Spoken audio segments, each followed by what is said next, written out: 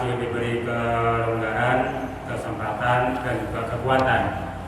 Demikian pula kesehatan, baik fisik ataupun iman, sehingga dapat melaksanakan apa yang menjadi kewajiban kita, yaitu bertolabul ilm atau mencari ilmu.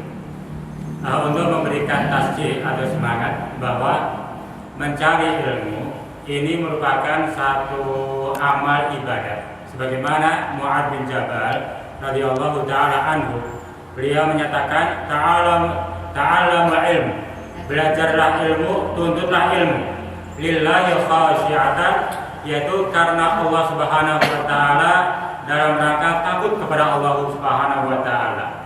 Kemudian fa inna talabahu, maka mencari ilmu, menuntut ilmu itu adalah ibadatun, merupakan amal ibadah.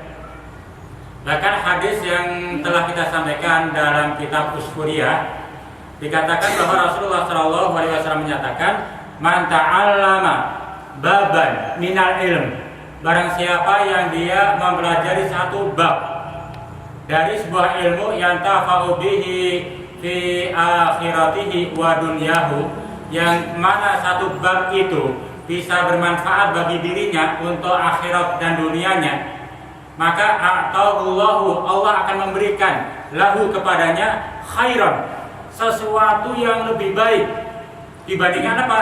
Min umurid dunya, dibandingkan umurnya dunia, sab'ata alafin sanatin, dibandingkan umur dunia selama 7.000 tahun. Untuk apa 7.000 tahun ini? Di mana siang harinya dia gunakan untuk puasa, malam harinya dia gunakan untuk sholat malam.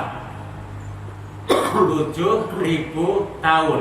Kira-kira umur kita ada nggak, para ibu? 7.000 tahun. Umur manusia paling-paling 70.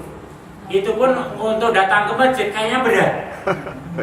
Ini 7.000 tahun, siang harinya digunakan untuk berpuasa, malam harinya al-qiyam, yaitu dilakukan qiyamul lail, sholat tahajud. Namun kita bayangkan siang hari puasa, malam harinya sholat tahajud selama 7.000 tahun, kira-kira pahalanya banyak sekali. Gak bisa kita hitung lah. Yang namanya kita sholat tahajud 1 tahun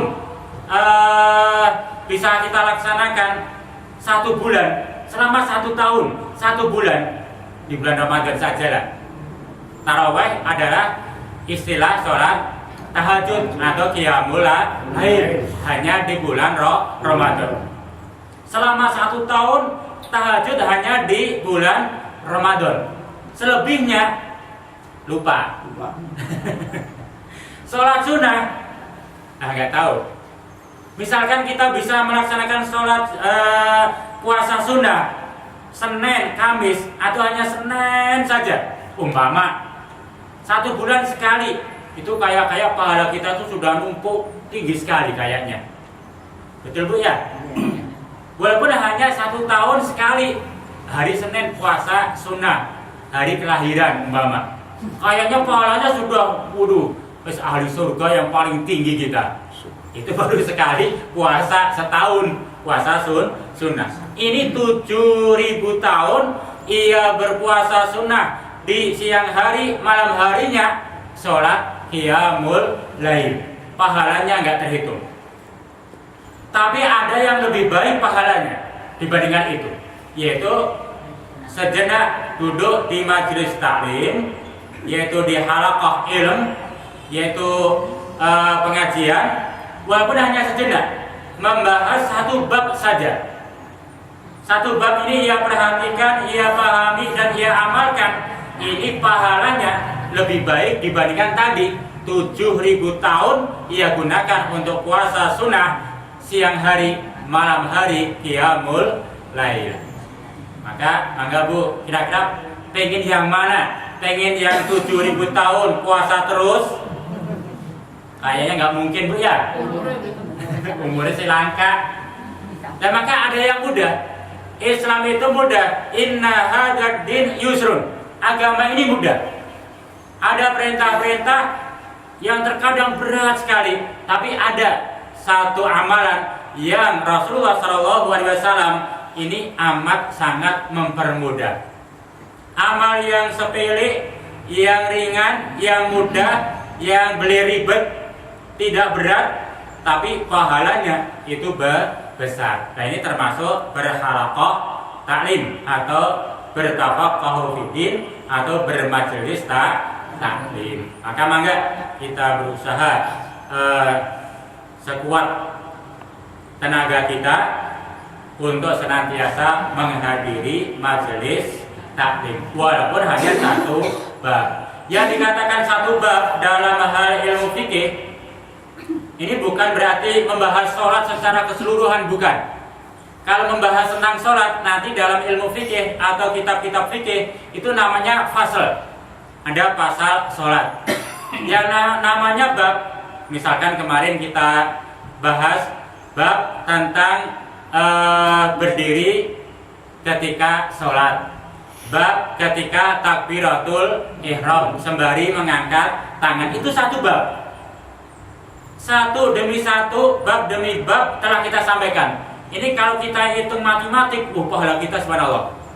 Tapi nggak usah sombong, sudah banyak pahala kita. Pengajian libur saja sudah 7.000 tahun. Terus supaya hal ini tidak mati.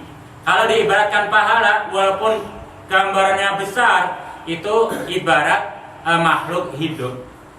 Kalau Rasulullah mengibaratkan orang yang dia melakukan amal ibadah termasuk taklim, maka sepulang nanti akan mendapatkan pahala ibaratnya 2 ekor unta. Kalau kita merasa 2 ekor unta sudah cukup untuk modal, tapi yang namanya unta nggak dirawat, itu lama-lama mati. Maka untuk merawatnya terus ditekuni untuk selalu menjaga supaya unta ini bisa berkembang, bisa bertambah banyak. Maka pengajian hal ini jangan ditinggalkan kecuali kalau ada udzur. Para ibu, para bapak dan hadirin rahimakumullah. Untuk hari ini akan kita lanjutkan tentang